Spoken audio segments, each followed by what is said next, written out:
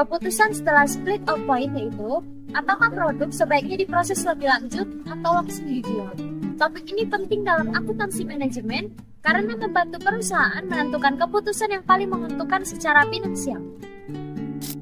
Dalam produksi bersama atau joint process, satu bahan baku bisa menghasilkan beberapa produk. Titik di mana produk mulai bisa dibedakan disebut split of point. Biaya sebelum titik ini disebut joint cost, dan biaya tersebut tidak relevan dalam pengambilan keputusan. Yang perlu diperhatikan hanya biaya tambahan dan pendapatan tambahan setelah split of point. Sebagai contoh, perusahaan memproduksi joint produk A dan B. Produksi A per tahun adalah 10.000 unit dan B 5.000 unit dengan joint cost sebesar 2.250.000. Produk A dapat dijual dengan harga 500 per unit dan B dijual dengan harga 100 per unit.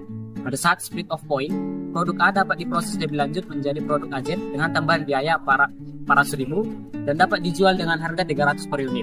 Produk B dapat diproses lebih lanjut menjadi produk BZ dengan tambahan biaya 500.000 dan dapat dijual dengan harga 600 per unit.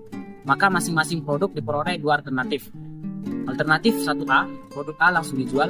Alternatif 1B, produk A diproses lebih lanjut menjadi produk AZ lalu dijual. Alternatif 2A, produk B langsung dijual. Alternatif 2B, produk B diproses menjadi lebih lanjut jadi produk BZ lalu dijual. Dari hal di atas, dapat kita tentukan harga pasar saat split off. Harga pasar produk A 10.000 dikali 500 per unit hasilnya 5 juta.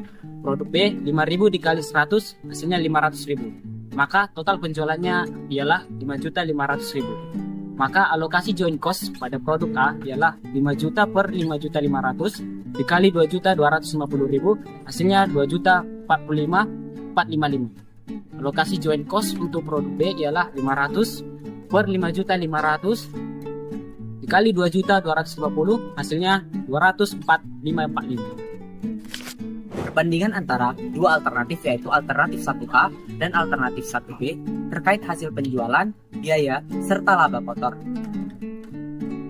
Pada alternatif 1A, total penjualan sebesar 5 juta rupiah dengan alokasi joint cost sebesar 2.045.455 rupiah dan tanpa biaya tambahan.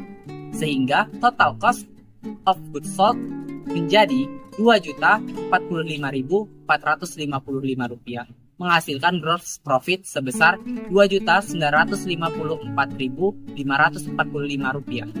Sementara pada alternatif 1B, total penjualan hanya 3 juta rupiah dengan alokasi joint cost yang sama yaitu 2.045.455 rupiah. Namun terdapat biaya tambahan sebesar 400.000 rupiah, sehingga total cost of goods sold menjadi 2.445.455 rupiah.